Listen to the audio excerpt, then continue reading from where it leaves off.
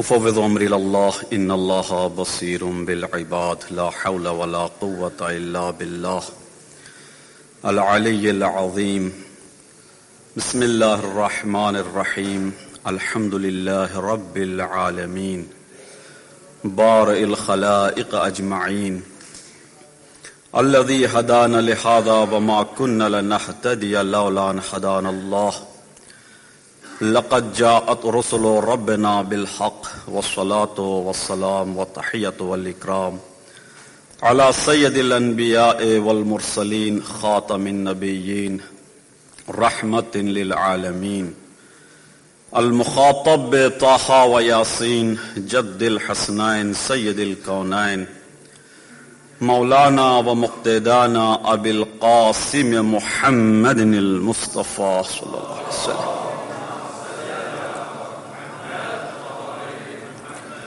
وعلى آله الطيبين الطاهرين المعصومين المنتجبين المنتخبين الذين قال الله تبارك وتعالى في حقهم وفي شأنهم في القرآن الكريم إنما يريد الله ليذهب عنكم الرجس أهل البيت ويطهركم تطهيرا.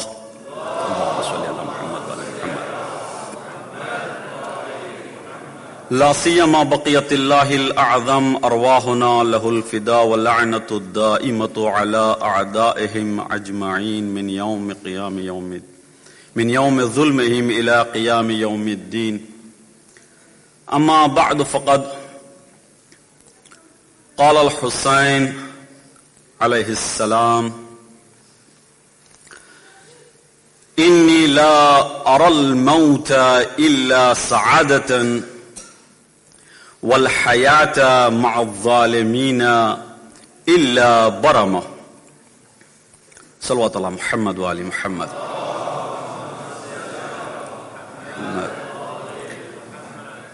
میں عزیزان محترم مومنین، آپ سے دوبارہ درخواست ہے کہ برائے مہربانی یہاں پہ رائٹ پہ بالکل بہت ساری جگہ ہے، آپ لوگ آگے تشریف لے آئیں تاکہ باہر جو لوگ کھڑے ہوئے ہیں وہ پیچھے آ کے بیٹھ سکیں. برائے مہربانی ایک دفعہ کھڑے ہوں اور بالکل آگے آ جائیں تاکہ بار بار مجلس کو ڈسٹرب نہ ہو. محمد وآل محمد بلند صلوات. اللهم صل على محمد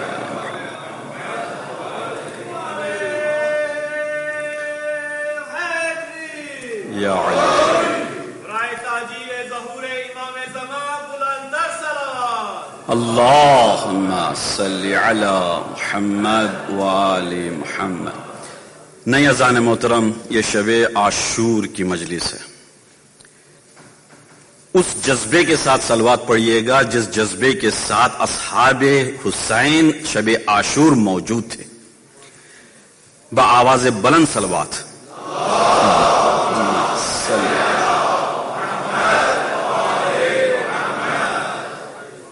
اذان محترم، اس سے پہلے کہ میں اپنی گفتگو کا آغاز کروں، میں شکریہ بجا لاتا ہوں برادر الیگزینڈر خلیل کا کہ جنہوں نے بہت ہی اچھی خوبصورت سی تقریر انگریزی میں بیان فرمائی. دیکھیے، جب تک ہم تفکر نہ کریں، جب تک کہ ہم تدبر نہ کریں، جب تک ہم تعقل نہ کریں، ہم کسی اچھے نتیجے تک نہیں پہنچ پائیں گے. واقعات بہت سے واقع ہوتے ہیں، لیکن ہر واقعے سے افراد اس کا نتیجہ الگ الگ نکالتے ہیں. آپ جتنا اس میں تعقل کریں گے، تدبر کریں گے، پونڈر کریں گے، ریسرچ کریں گے، تحقیق کریں گے، اتنی ہی گہرائی میں اس واقعے کے آپ پہنچتے جاتے ہیں اور اس کا لطف اٹھاتے جاتے ہیں اور اس سے مستفیض ہوتے. اب ڈیپینڈ کرتا ہے کہ شخص پازیٹیو تھنکنگ لے کر اس واقعے کو سوچتا ہے یا نیگیٹو تھنکنگ لے کر اس واقعے کو سوچتا ہے. اگر پازیٹیو تھنکنگ کے ساتھ سوچے تو اچھا نتیجہ، پازیٹیو نتیجہ نکالے گا. اگر وہ نیگیٹو تھنکنگ کے ساتھ اس واقعے پر غور کرے گا تو نیگیٹو ہی نتیجہ اس کا نکالے گا، کوئی بھی واقعہ کیوں نہ ہو. اور جتنا انسان کے پاس ظرف ہوگی اور اتنا ہی اس واقعے کو وہ ہضم بھی کرے گا اور اس کو آبزرو بھی کرے گا اور اس سے ایک اچھا نتیجہ بھی نکالے گا. اس پہ کیپیسٹی کتنی ہوگی اس پر ڈیپینڈ کرتا. لہذا ہمارے اسلام میں علم اور عرفان کو سب سے زیادہ ترجیح دی گئی کہ جب آپ سیکھیں گے، جب کسی چیز کا عرفان آپ کو آ جائے گا، جب کسی چیز کے بارے میں گہرائی میں آپ جاننے لگیں گے، اس سے زیادہ محبت کرنے لگیں گے. لہذا حضرت امیر علیہ السلام فرماتے ہیں کہ انسان اسی چیز کا دشمن ہوتا ہے جس کے بارے میں اس کے پاس علم نہیں ہوتا. اب جب علم آنے لگتا ہے تو اس کی نفرت اس چیز سے دور ہو جاتی ہے. جو ڈر اور گھبراہٹ اور ایک طرح کا اسکیری اور ورینس اس کے پاس موجود تھا وہ دور ہو جائے گا، ہے نا. اب دیکھیں مثال دیتا ہوں، مردے کی مثال. بس تھیوریٹیکل ہمارے پاس علم ہے کہ نہیں ہے؟ مردہ کیا چیز ہے؟ مردہ مرنے کے بعد اس کے پاس کیا اختیارات ہوتے ہیں؟ وہ کیا کر سکتا ہے؟ کچھ کر سکے گا؟ مر چکا انسان مرنے کے بعد ہم کو پتا ہے کہ وہ کچھ نہیں کر پاتا. اپنا ہاتھ بھی نہیں اٹھا سکتا، اپنا پیر نہیں اٹھا سکتا. جب تک کہ اس کے اہل خانہ اسے غسل و کفن نہیں دے دیتے، خود اٹھا کر لے نہیں جاتے، وہ کہیں جانے والا نہیں، سر گل جائے گا، وہیں پڑا رہے گا. لیکن چونکہ ہمارے پاس اس کی معرفت کم ہے، اور کتنے ہم میں سے ایسے ہوں گے کہ مردے کے بالکل پاس اکیلے سو جائیں. اس سال قبرستان میں عام طور پہ ہوتا نا کہ مورگے میں اس میں جو ہے رکھا جاتا ہے مردہ. بہت سے ایسے ہیں کہ قریب بھی جانے میں ڈرتے ہیں. ہم نے دیکھا ہے اپنے آنکھوں سے. بھئی غسل و کفن ہو گیا، مردہ رکھا ہوا ہے، قریبی رشتہ دار بھی ہیں، لیکن پتہ نہیں کس طرح کی گھبراہٹ ہوتی ہے، قریب جانے بھی ڈرتے ہیں. لیکن اس کے برعکس دیکھیں جو غسال ہوتے ہیں ان کو کوئی پرواہ ہی نہیں، بڑے آرام سے اس کو غسل بھی دے رہے ہوتے ہیں، کفن بھی دے رہے ہوتے ہیں، راتوں کو قبر کے پاس ہی سو رہتے ہوتے ہیں. لہذا دیکھیے جس چیز میں آپ گہرائی میں جائیں گے اس سے الفت بھی ہو جائے گی، اس سے جو ہے نا محبت بھی ہو جائے گی. اس چیز سے اس کا عرفان جب آ جائے گا تو اس سے لطف اندوز بھی ہوں گے، اس سے فائدہ مند بھی ہو سکتے. اپنی ظرفیت کو بڑھانے کی ضرورت ہوتی ہے، اپنی کیپیسٹی کو بڑھانے کی ضرورت ہوتی ہے. اب جیسی جیسی آپ کی ظرفیت ہوگی ویسا ویسے اس چیز سے فائدہ اٹھا سکیں گے. ایک مثال دیتا ہوں، سنیے. بارش کے قطرے ہر جگہ پر گرتے ہیں کہ نہیں گرتے؟ بارش جب ہوتی ہے ہر جگہ پر اس کے قطرے گرتے ہیں، پانی کے قطرے ہر جگہ پر گرتے ہیں. ایک قطرہ گرتا ہے زرخیز زمین پر، فرٹائل لینڈ پر اگر قطرہ گرتا ہے تو وہاں پر لہلہاتے ہوئے پودے نکل آتے ہیں. اگر وہی قطرہ اگر کیچڑ میں گرے تو بدبو نکل آتی ہے. بھئی قطرے کی غلطی نہیں ہے، اس میں ظرف کی غلطی تھی، ہے کہ نہیں؟ وہی قطرہ اگر وہ کیچڑ میں گرے تو بدبو دے گا، وہی قطرہ اگر زرخیز زمین پر گرے تو لہلہاتے ہوئے سبزہ دے گا، پودے دے گا. اور وہی قطرہ اگر صدف میں گرے تو موتی دے گا. قطرہ تو وہی تھا لیکن ظرف کی صلاحیت نے اس کو بدل دیا، ظرف کی صلاحیت نے بدل دیا. لہذا غور و فکر کرنے کی ضرورت ہے. میں اچھے نتیجے کی طرف لے آ رہا ہوں آج کی شب کی مناسبت سے. میں یقین ہے مجھے کہ آپ لطف اندوز ہوں گے. اس کو واضح کرنے سے پہلے میں ایک اور مثال کے ذریعے سے آپ کے ذہنوں کو آمادہ کرنا چاہتا ہوں. بآواز بلند صلوات پڑھیں محمد والے.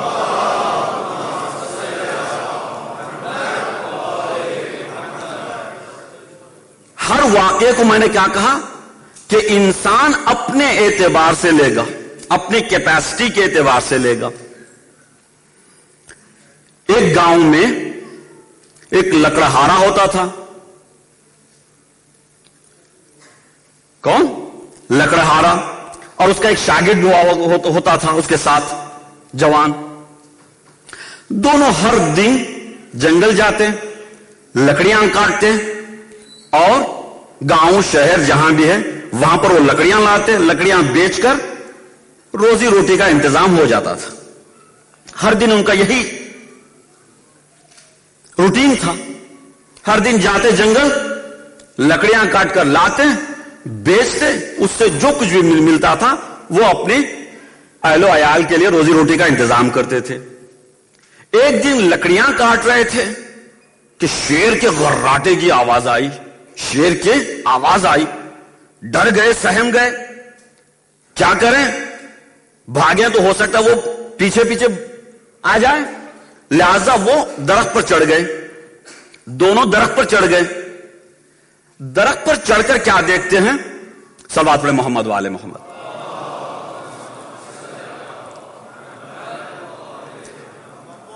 दोनों दरख्त पर चढ़ जाते हैं।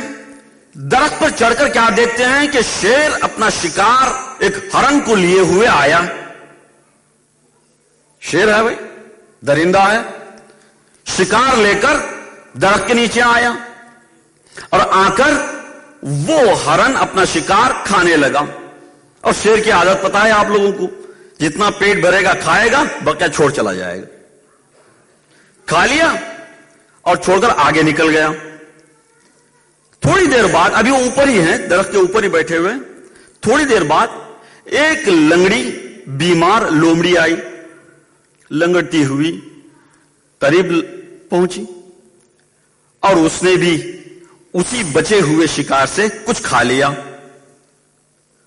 कुछ खाने के बाद आगे निकल गई। दूसरे जानवर भी इसी तरह से आते गए, उससे खाने लगे। अब देखिए, दोनों देख रहे हैं दरख्त पर बैठकर, एक बूढ़ा है, एक जवान है। अच्छा, पेट भरते गए, आगे निकलते गए।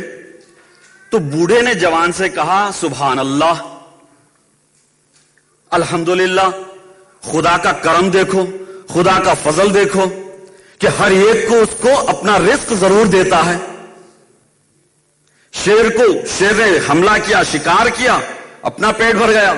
एक बीमार लंगड़ी चल नहीं पाती थी, लोमड़ी आई, उसे भी खाना मिल गया। परिंदे आए, चरिंदे आए, सब उस खाने से खाने लगे। सुभान अल्लाह, अल्लाह का शुक्र बजा लाया, बहुत खुश हुआ। अब देखिए नतीजे यहां पे सुनिएगा। मैंने क्या कहा, गौर करने की जरूरत होती। बूढ़े ने भी नतीजा निकाला, अल्लाह का शुक्र बजा लाया, बहुत अच्छी बात है ना, बुरी बात नहीं है, अल्लाह का शुक्र बजा लाया। और हकीकत भी है कि अल्लाह वो जात है जो हर एक को उसका रिस्क अता करती है, हर एक को उसका रिस्क उसे पहुंचा देती है। तो इस बूढ़े ने जवान से कहा, देखो बेटा, मैं अब इस उम्र में पहुंच चुका हूं, मैं चाहता हूं कि कुछ आराम कर लूं, इसलिए कि अल्लाह रहीम है, करीम है, वो तो मेरा रिस्क पहुंचा ही देगा। मैं बस अल्लाह अल्लाह करके इबादतें करता रहूंगा, अल्लाह मेरा रिस्क पहुंचा देगा। बस चूंकि मैंने तुझे ये हुनर सिखाया है, लिहाजा तू मुझे रॉयल्टी देगा। क्या है कि कुछ हिस्सा इस तेरी कमाई का मुझे दे दे, मैं उससे रोजी रोटी चला लूंगा, अल्लाह की इबादत करता रहूंगा। चला गया। अब यह जवान अपनी मेहनत को दुगनी करने लगा, अपनी मेहनत को तिगनी करने लगा और खुद भी ज्यादा से ज्यादा कमाता रहा और अपने उस्ताद को की रॉयल्टी भी बढ़ाता रहा, अपने उस्ताद की रॉयल्टी भी बढ़ाता रहा। कुछ अरसा गुजरा, गुजरने के बाद जवान अपने उस्ताद के पास जाता है, कहता है कि मेरे उस्ताद, आप जरा तशरीफ लाइए मेरे घर, आज मैंने अपने घर का इफ्तिताह रखा है। तो यह बूढ़ा समझ रहा था कि छोटा मोटा कोई झोपड़ी उपड़ी बनाया होगा, छोटी मोटी झोपड़ी बनी होगी। कहा कि चलो अल्लाह का शुक्र अदा किया, कहा कि मेरा शागिर्द अल्हम्दुलिल्लाह उसने घर बना लिया। अब जब घर पहुंचता क्या देता है, आलीशान घर बनाया हुआ, आलीशान घर बनाया। तो अब उस्ताद के भी नीयत खराब हो गई। कहा कि यार मैंने इसको सिखाया था, मैं उसी रोटी में रह गया और ये बंदा बड़ा घर बना लिया, आलीशान घर बना लिया। तो उसने पूछा, भाई बता तेरा क्या हुआ, कैसे हुआ। अब देखिए नतीजा, एक वाकया हुआ था क्या, शेर के शिकार का, ایک نے نتیجہ یوں نکالا کہ خدا رازق ہے، وہ پہنچا ہی دے گا رزق، میں اللہ اللہ کرتا رہوں، مجھے روٹی مل جائے گی، کھا کر میں سو جاؤں۔ دوسرے نے کیا نتیجہ لیا؟ جوان نے کہا میں شیر بن کے رہوں گا، خود شکار بھی کروں گا، کھاؤں گا بھی، کھلاؤں گا بھی۔ اب نتیجہ ایک واقعے سے دو نتیجے نکلے۔ جو اللہ کا شکر بجا لا کر یہ سوچنے لگا کہ لومڑی کی طرح مجھے رزق مل ہی جائے گا، تو اپنی جگہ پہ رہ گیا۔ جس نے شیر سے نتیجہ نکالا تھا وہ کہیں کا کہیں پہنچ گیا۔ واقعہ ایک، نتیجے دو۔ تو کیا فرق ہے؟ کہا کہ اس نے سوچا، کہا کہ اونچی سوچ رکھ کے اس نے شیر سے نتیجہ حاصل کیا۔ اس نے چھوٹی سوچ رکھ کے، نیرو مائنڈیڈنس کی وجہ سے اس نے لومڑی سے سبق سیکھا کہ اللہ وہ ہے جو رازق و رحیم ہے، وہ دے ہی دے گا۔ نہیں عزیزان محترم، اللہ نے مقدر میں رکھا ہے، تقدیر میں رکھا ہے، ہر ایک کے لیے رزق ضرور ہے۔ نماز عشاء کی جو تعقیبات ہیں، کبھی آپ نے ترجمے کے ساتھ پڑھی ہیں؟ ترجمے کے ساتھ پڑھیے گا۔ نماز عشاء کی جو تعقیبات دعا ہے کیا ہے؟ تو اس میں امام جعفر صلی اللہ علیہ وسلم فرماتے ہیں کہ اے اللہ، مجھے یقین ہے کہ تو نے میرے حق میں رزق رکھا ہے، مجھے یقین ہے کہ تو نے میرے حق کا رزق رکھا ہے، لیکن معبود مجھے نہیں معلوم کہ تو نے پہاڑوں پہ رکھا ہے، دریاؤں میں رکھا ہے، صحراؤں میں رکھا ہے، فضاؤں میں رکھا ہے، چٹانوں پہ رکھا ہے، پہاڑوں پہ رکھا ہے، مجھے نہیں معلوم، بس مجھے اس کا راستہ دکھا دے۔ اور جس کو راستہ مل جائے وہ انسان کامیاب ہو جاتا ہے۔ لیکن راستہ ڈھونڈنا ہمارا فرض ہے، جو آج ہم کرتے ہیں۔ بغیر راستہ ڈھونڈے گھر میں بیٹھ کر یہ دعا پڑھتے رہیں گے تو وہ راستہ نہیں ملے گا۔ راستہ ڈھونڈتے رہنا، اللہ ہدایت ضرور کرے گا۔ اذان محترم صلوات پڑھیں محمد وآل محمد۔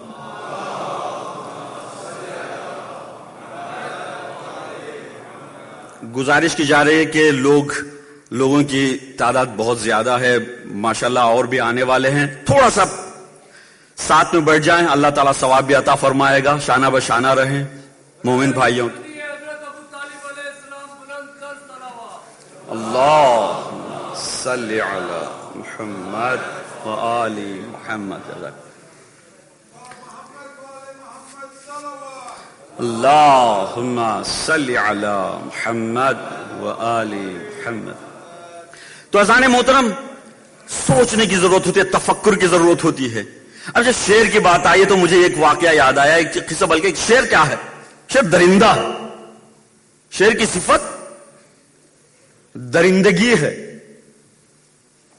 شیر شجاع نہیں ہے۔ شیر شجاع نہیں ہے جو ہم عام طور پہ استعمال کرتے ہیں کہ شجاع ہے شیر، شجاع نہیں ہے، درندہ ہے۔ اس میں درندگی پائی جاتی ہے، شجاع نہیں ہے، شجاع انسان ہے۔ آپ نے دیکھا ہوگا افریقہ میں ایک مسائی، ایک قبیلے کے لوگ ہیں، مسائی علاقے کے لوگ ہیں، جو شیر کے بڑے آسانی سے، گن سے نہیں بلکہ اپنی چھڑیوں سے اور اتنے نیزوں سے شیر کا شکار بڑی آسانی سے کر لیتے ہیں۔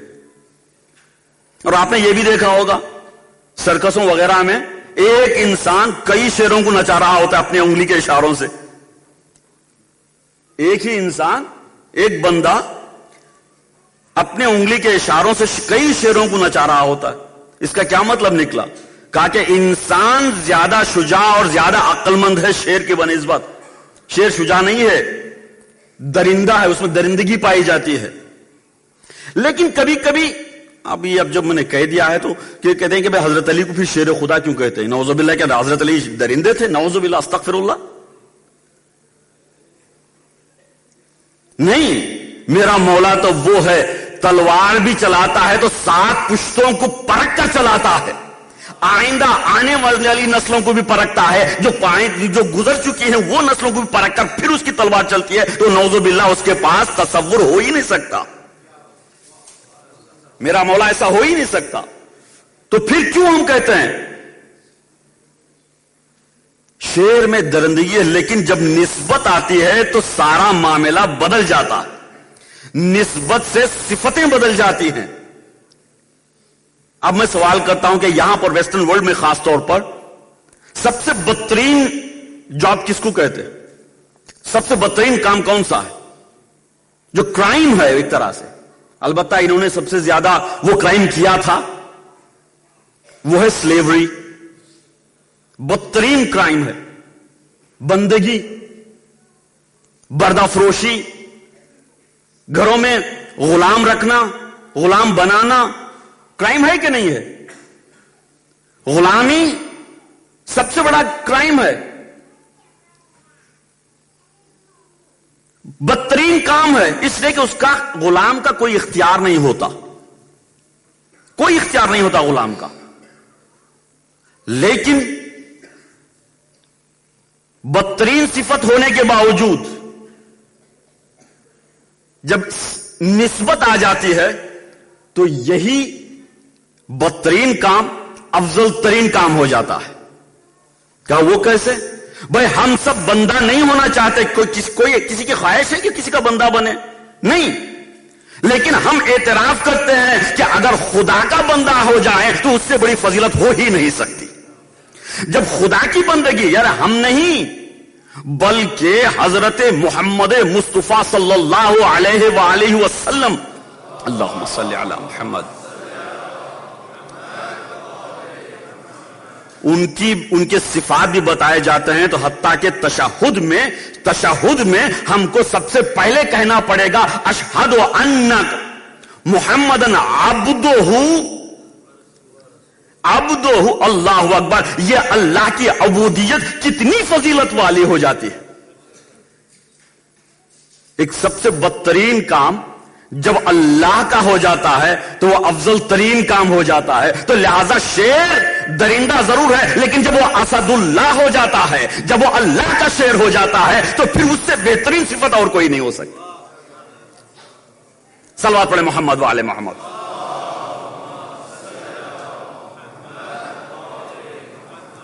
تو بہرحال عزیزان محترم, واقعہ کوئی بھی ہو, میں اصل موضوع کی طرف آ رہا ہوں, غور کرنے کی ضرورت پڑتی ہے, تدبر و تعقل کی ضرورت پڑتی ہے.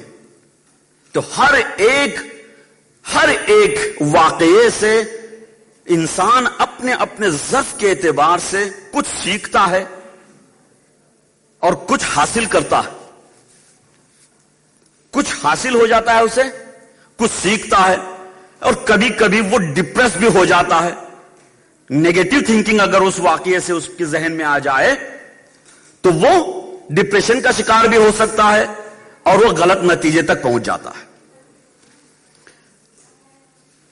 تاریخ انسانیت کا سب سے عظیم واقعہ اگر کوئی گنا سکتا ہے تو وہ واقعہ کربلا ہے. تاریخ انسانیت کا, میں صرف 61ویں ہجری یا تاریخ اسلام کی بات بھی نہیں کر رہا. تاریخ بشریت کا عظیم ترین واقعہ اگر کوئی ہو سکتا ہے تو وہ ہے واقعہ کربلا. عظیم واقعہ ہے. اب اس واقعے میں بھی جو انسان جس طرح سے سوچے گا, جس طرح سے تدبر کرے گا, جس اینگل سے وہ اس واقعے کا مطالعہ کرے گا, ریسرچ کرے گا, وہ چیز اسے حاصل ہوگی, وہی چیز اس کو حاصل ہوگی. اگر ہم اس واقعے کو ایک ٹریجک ایونٹ کے طور پہ ہی محدود رکھیں, لمٹ کر دیں اس کو, it was just a tragic event, تو ہم صرف رونے کے سوا اور کچھ نہیں حاصل کریں گے.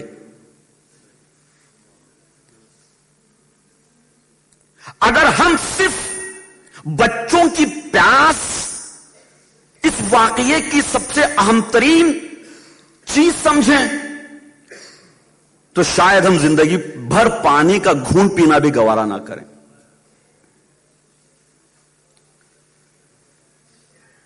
اگر میں مسائل کی طرف نہیں آ رہا ہوں, واقعے کے مجھے گہرائی میں جانا ہے تھوڑا سا.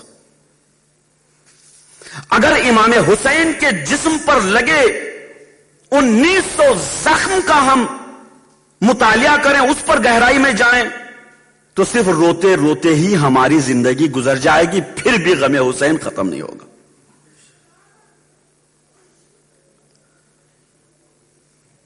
عزیزان محترم، میں ایک ایک واقعہ نہیں گنا سکتا، ایک ایک قصہ نہیں بتا سکتا، لیکن اتنا ضرور کہوں گا کہ یہ عظیم واقعہ ہے. اس میں یا تو انسان روتا ہی رہ جائے گا، یا انسان اپنی روتے روتے اپنی قسمت بھی بدل سکتا ہے، یا انسان روتے روتے اس واقعے سے اتنا سبق سیکھتا ہے کہ دشمن کے فوج میں رہتے ہوئے وہ ایک ہی لمحے میں وہ اتنا عارف بن جاتا ہے کہ حسین کے لشکر میں آ جاتا ہے. واقعہ ایک ہی تھا نا. کچھ ایسے لوگ بھی تھے، میں بتاتا ہوں عزیزان محترم، جو خود کو بڑے ہی عالم، زاہد، فقیہ، بہت ہی بڑے عالم سمجھتے تھے. یہاں تک کہ سلیمان ابن سرد خدائی یہ اپنے زمانے کے فقیہ تھے. جب ان کو یہ اطلاع ملی کہ زہرا کا لال آیا ہوا ہے تو بہت سو نے کہا، مشورہ دیا کہ ہمیں بھی فاطمہ زہرا کے لال کی مدد کے لیے جانا چاہیے. تو اس وقت انہوں نے کہا تھا، انہوں نے ابھی احترام باقی رکھ رہا ہوں، ابھی بتاؤں گا کیوں. انہوں نے کہا تھا کہ میری نظر میں اس وقت جہاد کرنا مکروہ ہے. ایسے لوگ بھی تھے. بہت سو نے دیکھا کہ بھائی ہم کو کیا لینا دینا ہے، ٹھیک ہے وہ دو لڑ رہے ہیں تو لڑنے دو، یزید کی فوج تو ہمیں مارنے تو نہیں آ رہی ہے نا، دو لڑ رہے ہیں لڑنے دو. نیوٹرل ہو گئے، نہ ان کا ساتھ دیا نہ ان کے ساتھ میں گئے. وہ یہ سمجھتے رہے کہ ہم نہ ادھر کے نہ ادھر کے رہیں تو ہم آرام سے رہیں گے. کچھ نے، بہت قلیل تعداد نے اس واقعے کو سمجھا، اس کی گہرائی میں گئے اور جاننے کے بعد اس نتیجے پر پہنچے کہ نہیں، یہ وہ وقت ہے کہ اگر آج ہم قربانی دیں گے تو تا روز قیامت ہم زندہ جاویداں ہو جائیں گے. آج اگر ہم قربانی دیں گے تو ہم تا ابد زندہ جاویداں ہو جائیں گے. لہذا انہوں نے کسی چیز کی پرواہ نہیں کی، کسی چیز کی پرواہ نہیں کی. وہاب قلبی، جبکہ وہ اپنے مذہب سے تعلق نہیں تھا ان کا، عیسائی تھے، لیکن انہوں نے بھی سمجھ لیا کہ ہاں یہی وقت ہے اپنے آپ کو اس مقام تک پہنچانے کا کہ تاریخ جتنی صدیاں بھی گزرتی جائیں میرا نام جاویداں رہے گا. تو آج بھی ہم اس ایک عیسائی کو بھی یاد کرتے ہیں ماہ محرم کے ہر سال. واقعہ ایک تھا، الگ الگ نتیجے نکل رہے ہیں. ابھی آپ زیارت عاشورہ پڑھیں گے، اس میں کیا ہے؟ اللہم لعن قتلت کا، اس پر بھی لانا. دیکھیں کن لوگوں پہ لعنت ہو رہی ہے. دیکھیں یہاں پہ میں نے بتایا نا کہ 3 طرح کے لوگ نکل سکتے ہیں، ایک پوزیٹو، ایک نیگیٹو، ایک نیوٹرل. کسی بھی واقعے سے پوزیٹو تھنکنگ ہو سکتی ہے، نیگیٹو تھنکنگ ہو سکتی ہے، ایک نیوٹرل. ہمیں کیا لینا دینا. بہت سے ہمارے لوگ بھی، میں بتا رہا ہوں آپ کو، میں آسٹریلیا گیا ہوا تھا تو آسٹریلیا میں ایک صاحب آئے کہ باقی بھائی ٹھیک ہے 1400 سال گزر گئے ہیں، ابھی کیا لینا دینا، چھوڑ دیں، ابھی کیا ہے. نہیں، استغفر اللہ، نعوذ باللہ. ہمارا نہ دین اس بات کی اجازت دیتا ہے، نہ ہمارا عقیدہ اس بات کی اجازت دیتا ہے کہ ہم بے طرف ہو کر رہ جائیں. یا تو ہم حق کے ساتھ ہیں یا حق کے خلاف ہیں. کیوں؟ اس لیے کہ ہمارا وجدان، ہمارا ضمیر یا تو علی کے ساتھ ہے یا تو اہل بیت اطہار ماں علی علیہ السلام کے ساتھ ہے، ورنہ نہیں. ہم درمیانہ، یہ نیوٹرل والی بات ہرگز نہیں کر سکتے.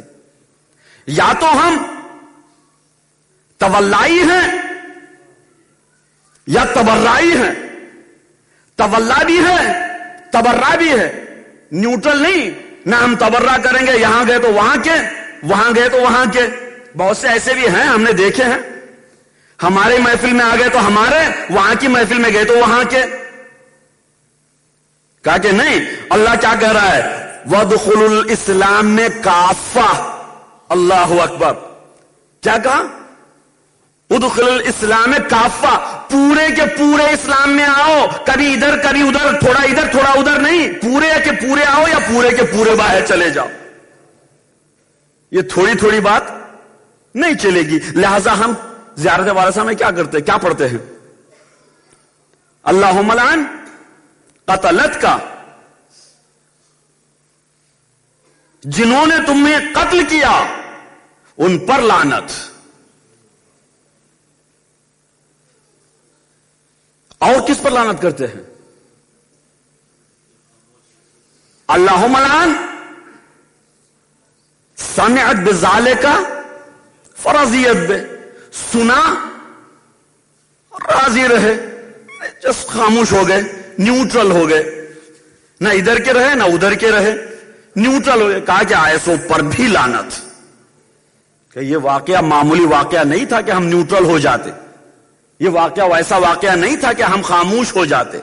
یہاں پر کسی ایک کی بات نہیں تھی، بلکہ حضرت آدم سے لے کر حضرت خاتم تک کے سارے انبیاء کی محنتیں رکی ہوئی تھی. ایک نہیں، دو نہیں، 1,24,000 انبیاء کی ساری زحمتیں، ان کی ساری کاوشیں، ان کی ساری محنتیں، ان کی ساری قربانیاں ایک جگہ پر رکی ہوئی ہیں. کہاں پر؟ حسین کے ہاں یا نہ کہنے پر. اللہ اکبر. اب سمجھ میں آ رہا. اب دیکھیں لطف آئے گا آپ کو زیارت وارثہ پڑھنے میں. کیا آج جو ہم کہتے ہیں السلام علیکہ یا وارث آدم صفوت اللہ، السلام علیکہ یا وارث نوح نبی اللہ، السلام علیکہ یا وارث ابراہیم خلیل اللہ، السلام علیکہ یا وارث موسیٰ کلیم اللہ، السلام علیکہ یا وارث عیسیٰ روح اللہ، السلام علیکہ یا وارث محمد حبیب اللہ. یعنی پانچوں اولو الامر پیغمبروں کے نام لے کر ہم بتا رہے ہیں، جو 5 صاحب شریعت ہیں ان سب کے نام لے کر بتا رہے ہیں کہ اے حسین، آپ صرف محمد کے وارث نہیں ہیں بلکہ پورے 1,24,000 انبیاء کے وارث ہیں. لہذا آپ کے ایک جملے بیعت میں اگر بیعت کر لیں تو 1,24,000 انبیاء کی محنتیں برباد. اگر بیعت کا انکار کر دیں تو 1,24,000 انبیاء کی محنتوں کو آپ نے آبیاری کر دی.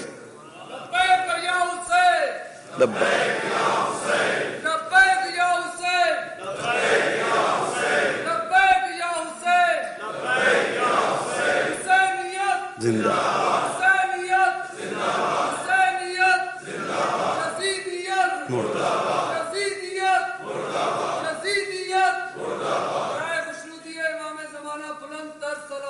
اللہم صلی علی محمد وعلی محمد. ہاں عزو، لبیک کی آواز ہے، لبیک کی آواز. آپ ڈاکٹر شریعتی کو تو یقیناً جانتے ہوں گے، بہترین کتابیں لکھی ہیں انہوں نے. ایک طرح سے فلاسفر بھی تھے، ریلیجیس بھی تھے، انہوں نے بہت ساری کتابیں لکھی ہیں. انہوں نے اپنے ریسرچ میں ایک جملہ کہہ دیا ہے، غضب کا جملہ ہے، بڑا غضب کا جملہ. کہتے ہیں کہ پانی سے زیادہ امام حسین کو لبیک کی ضرورت تھی. جب میرا حسین حل من ناصر ینصرنا کی آواز بلند کیا تھا تو حسین پانی کے لیے استغاثہ نہیں کر رہے تھے. اللہ اکبر. یہی لبیک کی ضرورت تھی امام حسین کو. امام حسین کو لبیک کی ضرورت تھی. شب عاشور صرف مجلس برپا کرنے کا نام نہیں ہے دوستو. شب عاشور جذبہ حسینی لے کر، عزم و استقلال لے کر اپنے آپ میں انقلاب پیدا کرنے کا نام ہے. کربلا ایک واقعہ نہیں تھا جو گزر گیا. یہ عزاداری ایک رسم نہیں ہے. ریچولز دنیا بھر میں ہوتے ہیں، ہر مذہب کے پاس ریچولز ہیں، ہر مذہب کے رسم و رواج پائے جاتے ہیں.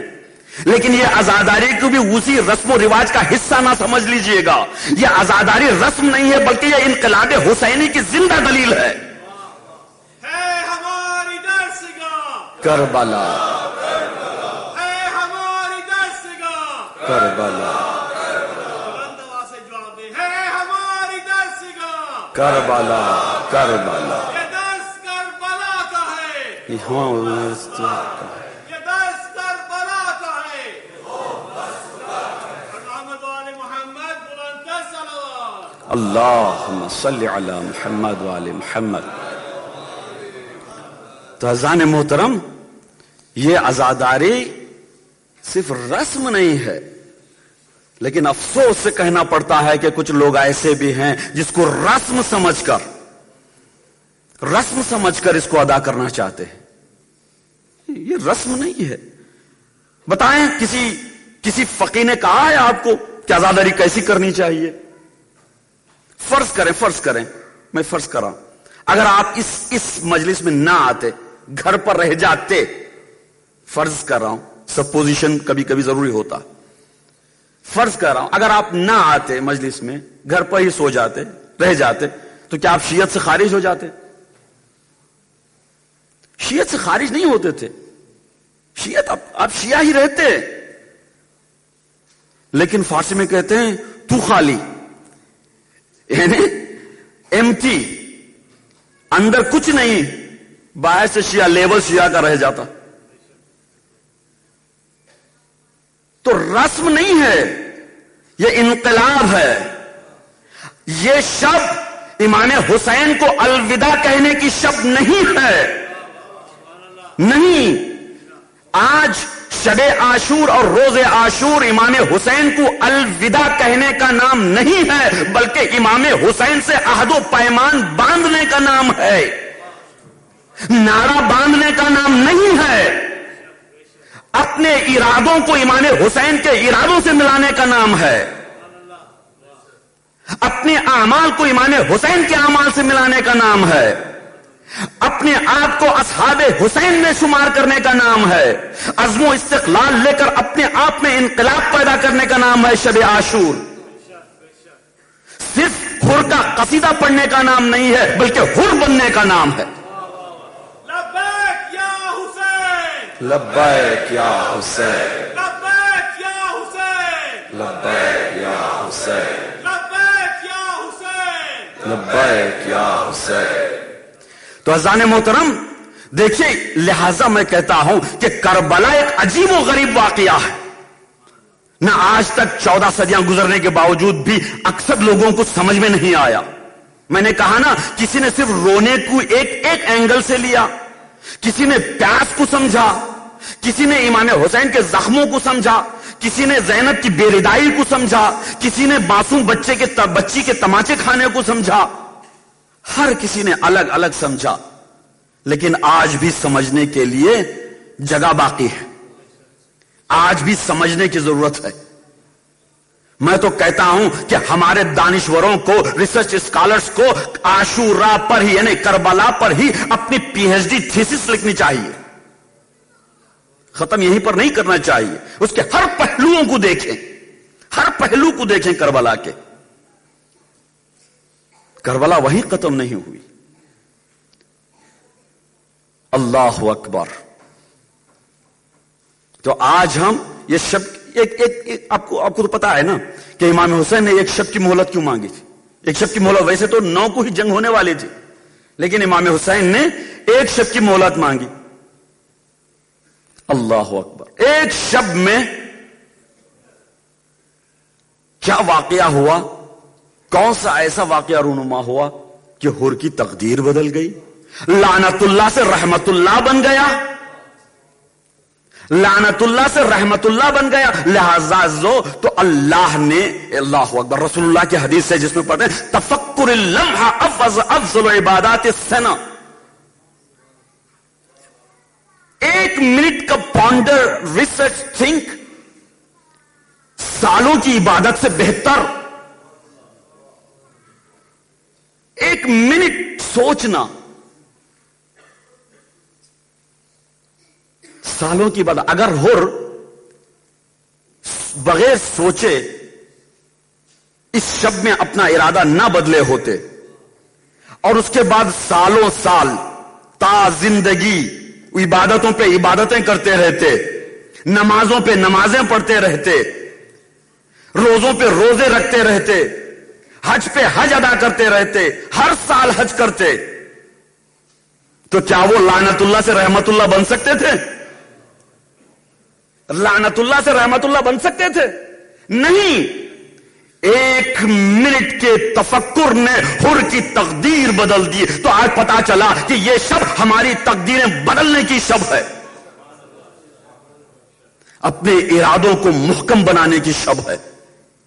آج ہم کو حسین کے اس آواز استغاثہ پر لبیک کہنے کی شب ہے. ایسی لبیک کہنا چاہیے کہ سوتے ہوئے کو جھنجھوڑ دیا جائے، غفلت میں پڑے ہوئے لوگوں کو بیدار کیا جائے، جو گھروں میں بیٹھے ہوئے ہیں وہ اپنے گھروں کو چھوڑ کر حسین حسین کہتے نکل آئے. ایسی لبیک کہیں آج کی شب، کہ آج کی شب ایسی لبیک کہیں کہ پھر ظالم سر اٹھانے کے قابل نہ رہے، کوئی ظلم کرنے کی جرأت نہ کر سکے. لبیک یا حسین، لبیک یا حسین، لبیک یا حسین. صلوات پڑھ محمد وآل محمد.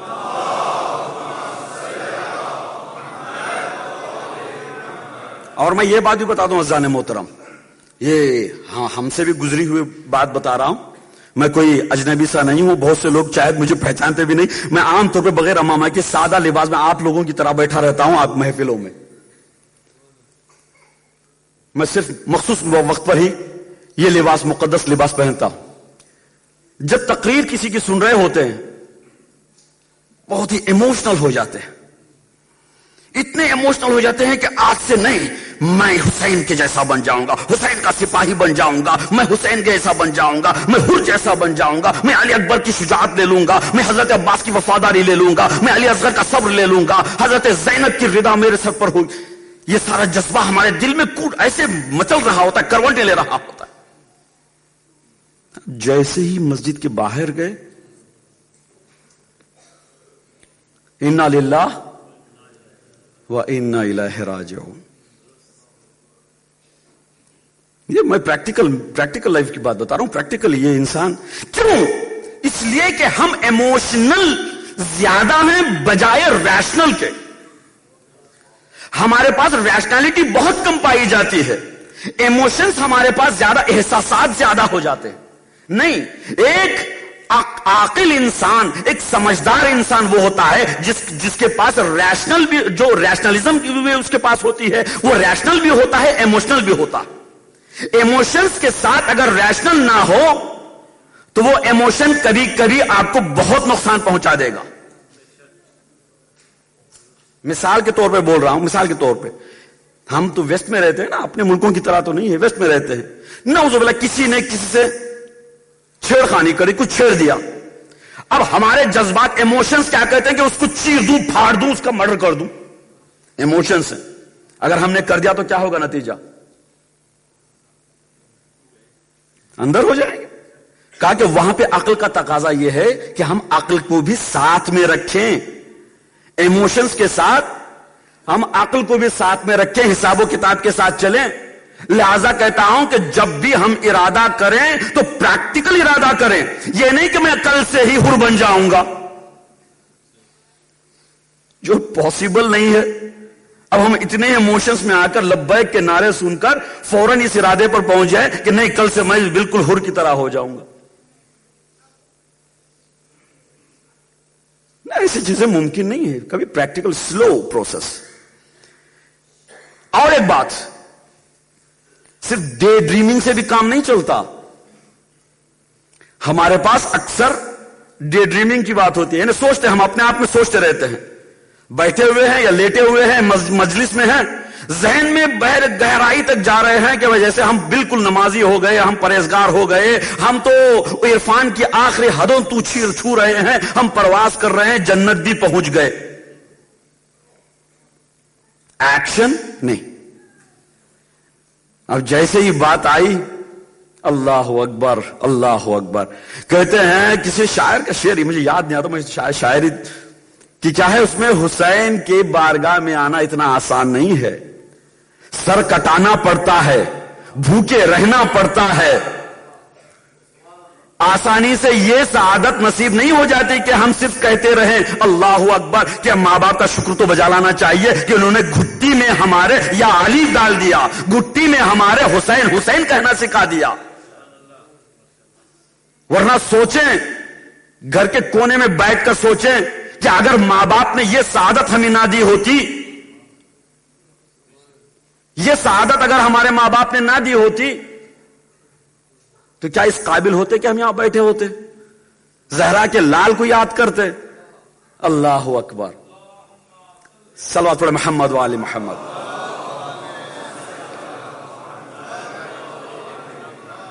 اسی لیے امام جعفر صادق علیہ السلام کی روایت ہے, اللہم صلی علی محمد. اس میں فرماتے ہیں کہ جب کبھی تمہیں احساس ہو کہ ہماری محبت تمہارے دلوں میں موجیں مار رہی ہے تو فوراً اپنے والدین کا شکریہ بجا لاؤ, فوراً اپنے والدین کا شکریہ بجا لاؤ. کیوں؟ اس لیے کہ انہوں نے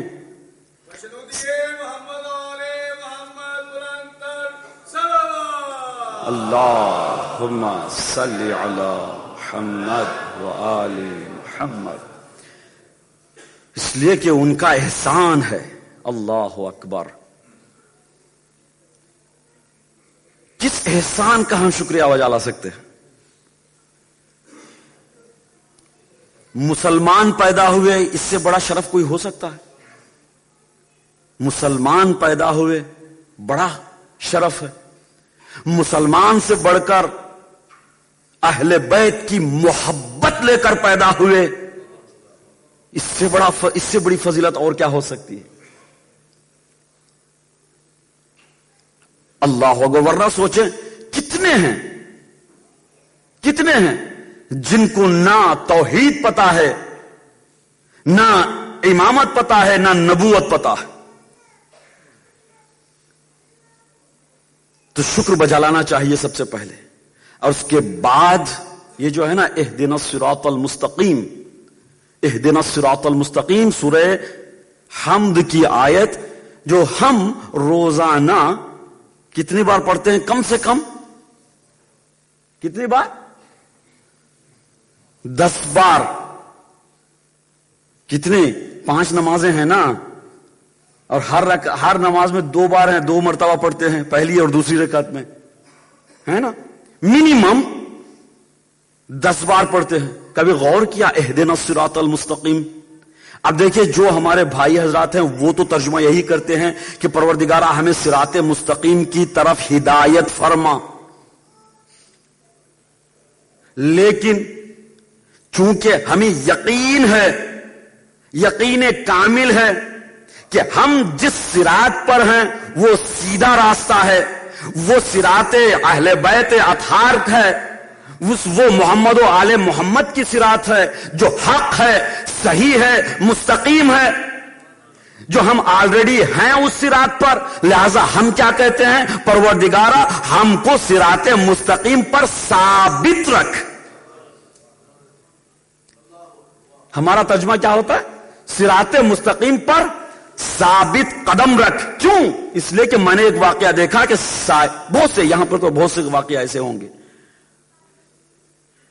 کہ ہدایت یافتہ ہونے کے باوجود, ہدایت یافتہ گھرانوں میں پیدا ہونے کے باوجود, ہدایت یافتہ ماں باپ ہونے کے باوجود, ان کی تربیت ہونے کے باوجود بھی انسان ایک ایسی موڑ پر آ جاتا ہے کہ جہاں پر گمراہ ہو جاتا ہے, اور گمراہ ہو کر نعوذ باللہ اس صراط سے منحرف ہو کر کسی دوسرے راستے پر چلا جاتا. کئی ایسے گھرانے ہیں, کئی ایسے لوگ, تو باقی رہنا بھی ضروری ہے. صلوات پڑھیں محمد و آل محمد.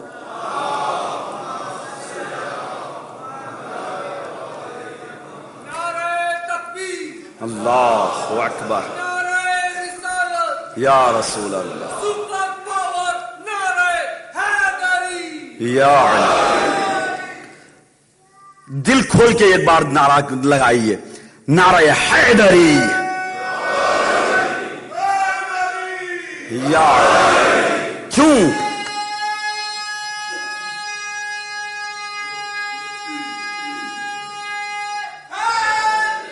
یا تو عزیزوں، آج ہم یہ ایسا نعرہ ہے جو ہمیں جذبات میں لے آتا ہے اور اپنے حلال زادگی کا احساس دلاتا ہے، اور ہمارے سروں کو اونچا کرتا ہے۔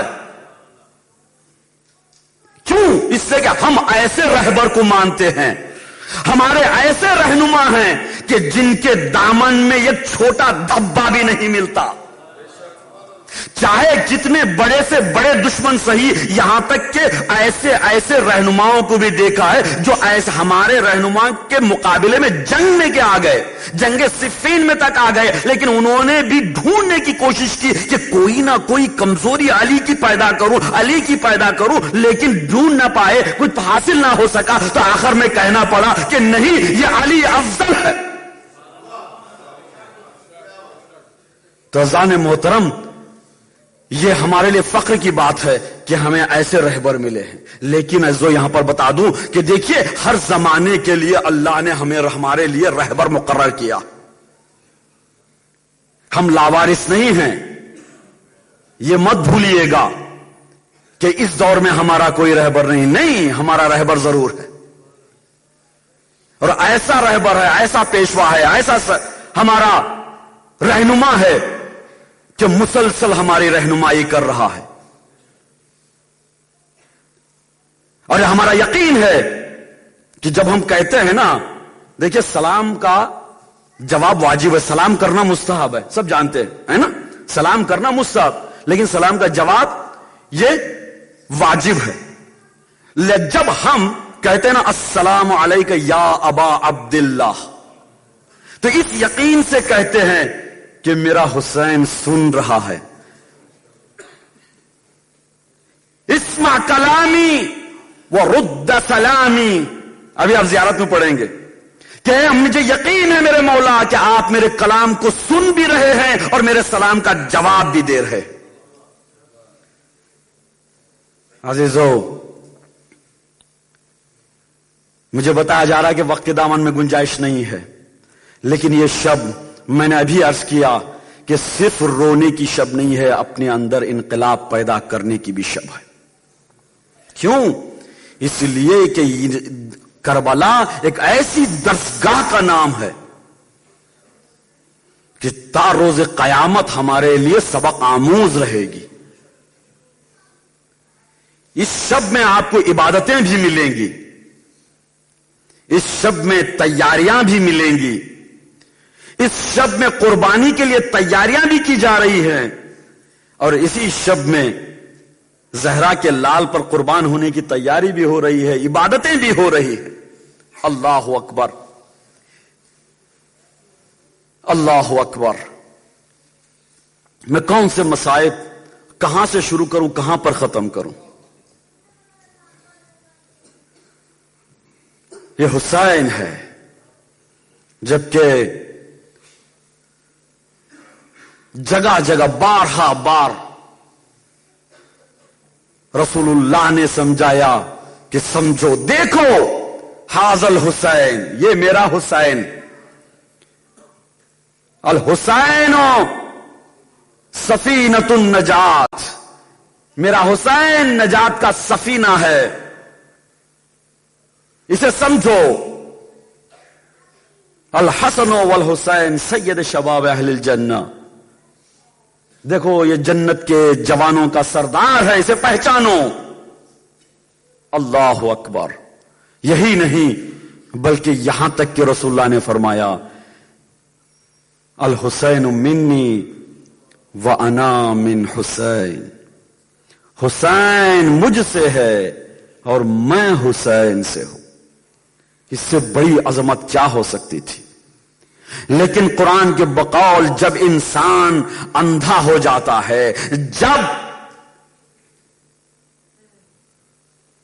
انسان دشمنی میں اتر آتا ہے، سمن بکمن عمیون، अंधा भी है, बहरा भी है, गूंगा भी है, जिसका बारिज नमूना हमें करबला में मिलता है। ये अंधे भी हो चुके थे, ये बहरे भी हो चुके थे, ये गूंगे भी हो चुके थे। ना हुसैन के आवाज़े इस्तिगासा उन्हें सुनाई देती थी, न बच्चों के अलातश की आवाजें उन्हें सुनाई देती थी, न मासूम बच्चे का अपने जबान को होठों पे फिराना उन्हें नजर आता था, न जवान अली अकबर की एड़ियां रगड़ना उन्हें दिखाई देता था। अल्लाह अकबर। हुसैन इस शब में कभी खैमों की तरफ जाते हैं, कभी असहाब की तरफ जाते हैं, कभी अहले हरम की तरफ जाते हैं, कभी इबादत में मशगूल हो जाते हैं। इमाम हुसैन ने इस शब को 3 हिस्सों में तकसीम कर दिया था। एक हिस्सा अपने अहले हरम के लिए मखसूस, एक हिस्सा हुसैन ने अपने असहाब के लिए रखा, और एक हिस्सा अल्लाह से राजो नियाज करने के लिए रखा। अल्लाह अकबर, अल्लाह अकबर। रावी कहता है, मैंने देखा कि हुसैन एक खैमे के बाद दूसरे खैमे में जाते हैं, दूसरे से तीसरे खैमे में जाते हैं। अल्लाह अकबर।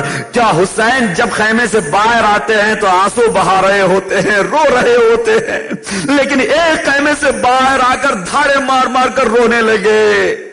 तो हिलाल इब्न नाफे ने पूछा, मौला क्या बात है, मौला क्या बात है, इतना क्यों रो रहे हैं? तो हुसैन फरमाते हैं, क्या बताऊं ऐ हिलाल, मैं जब मेरी बहन ज़ैनब के खैमे में गया था, मेरी बहन अपने बच्चों को तैयार कर रही थी, कह रही थी, ऐ मेरे लाडिलो, कल मेरे भाई पे कुर्बान हो जाना।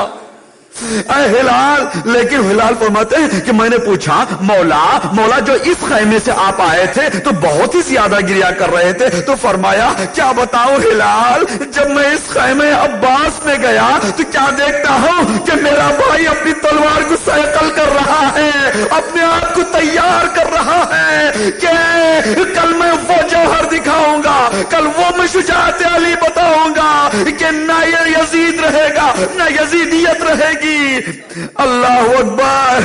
हिलाल, तू नहीं जानता कि कल मेरे अब्बास के साथ क्या होगा। अल्लाह अकबर, अल्लाह अकबर।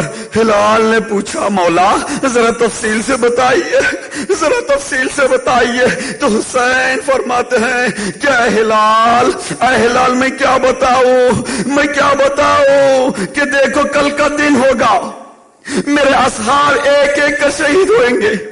और बताया कि हिलाल देखो ये वो जगह है जहां पर मेरा मासूम अली असगर का गला छिदा जाएगा, मेरे मासूम अली असगर के गले से खून नाहक निकलेगा।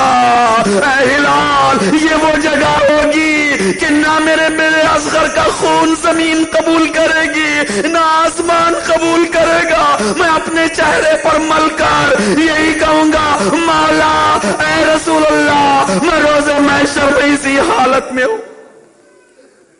हिलाल फरमाते हैं, फिर हम थोड़ा आगे गए, थोड़ा आगे जाकर क्या देखते हैं कि हुसैन की आंखों से अश्क बहने लगे, रोते रहे, मुसलसल रोते रहे। मैंने पूछा, मौला क्या बात है? तो हुसैन फरमाते हैं, हिलाल ये वही जगह है जहां मेरा जवान अली अकबर सीने पे सीना खाएगा, एड़ियां रगड़ रगड़ कर दम तोड़ देगा, मुझे आवाज देगा, लेकिन मेरी बीनाई खत्म हो चुकी होगी, कमर खनीदा हो चुकी होगी, ना मैं आगे जा सकता हूँ बल्कि आवाज दे रहा होऊंगा, आईना आईना बताओ, ऐ मेरे बेटे तुम कहाँ हो, जरा आवाज दो। तुम्हारा बाप कुछ दिखाई नहीं देता, तुम्हारे बाप को।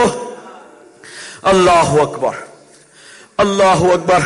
और एक मकाम पर पहुंचते, हिलाल फरमाते हैं, हुसैन एक ऐसे मकाम पर पहुंचते हैं जहां पर जाकर उस मिट्टी को उठाते हैं, अपने आंखों से लगाते हैं। तो हिलाल फरमाते हैं, मौला ये कौन सी जगह है? फरमाया, ऐ हिलाल ये वो जगह है जहां मेरे भाई का शाना कता होकर गिरेगा, یہ وہ جگہ ہے جہاں پر میرا بھائی مشکیزہ چھتنے کے بعد گھوڑے کی زین سے زمین پر آئے گا، نہ ہاتھ کا سہارا ہوگا، منہ کے بل زمین پر گرے گا۔ اللہ اکبر۔ ہلال ابن نافع فرماتے ہیں تھوڑا سا قریب خیموں کے جا ہی رہے تھے کہ ایک بی بی کے رونے کی آواز آئی، ایک بی بی کے رونے کی آواز آئی، اجرکم اللہ، ایک بی بی کے رونے کی آواز آئی۔ میں نے پوچھا مولا اور قریب چلیں؟ کہا کہ نہیں ہلال، اب اس سے آگے نہ جانا، اس سے آگے نہ جانا۔ میں نے پوچھا مولا اس کی وجہ کیا ہے؟ مولا کیوں نہ جائے؟ کہا جس بی بی کے رونے کی آواز تم سن رہے ہو وہ میری ماں سیدہ ہے، اپنے بالوں سے زمین کربلا کو صاف کر رہی ہے۔ یہ وہی جگہ ہوگی جہاں میرا لاشا 900 زخم کھا کر گھوڑے سے گرے گا۔ میری ماں کہے گی بیٹا میرے آغوش میں آ جا، آزادارو عصر عاشور ہے، عصر عاشور ہے۔ حسین جب جنگ کر رہے تھے آواز آئی یا ایتھا النفس المطمئنہ ارجعی الی ربک راضیۃ مرضیہ، اے میرے نفس مطمئنہ تو اپنے رب کی طرف پلٹ آ۔ حسین نے جیسے ہی یہ آواز سنی تلوار کو اپنے میان میں رکھا، بھاگے ہوئے واپس آنے لگے، کوئی تیر مارنے لگا، کوئی نیزہ مارنے لگا، جس کے پاس کچھ نہ تھا وہ پتھر مارنے لگا۔ زہرا کا لال پیشانی پہ پتھر کھایا۔ اللہ اکبر۔ راوی کہتا ہے کہ حسین کے جسم پر اتنے تیر پیوست ہو چکے تھے کہ جب زہرا کا لال زین سے زمین پر آیا تو نہ زمین پر تھا نہ زین پر تھا، تیروں پہ معلق تھا۔ اللہ اکبر، اللہ اکبر۔ اب اس ماں پہ کیا گزر رہی ہوگی؟ راوی کہتا ہے کہ جب حسین کا لاشا تیروں پہ معلق تھا تو ہاشم دوڑتا ہوا حسین کے اس لاشے پر قریب جاتا ہے، بالوں میں ہاتھ ڈالتا ہے، سر کو اٹھاتا ہے، کند خنجر سے حسین کا گلا ذبح کرنا چاہتا ہے کہ دو ہاتھ بلند ہوتے ہیں، اے شیم میرے لال کو قتل نہ کرنا، میں نے بڑے چکی پیس پیس کر پالا ہے، اے شیم میرے لال کا گلا خشک ہے۔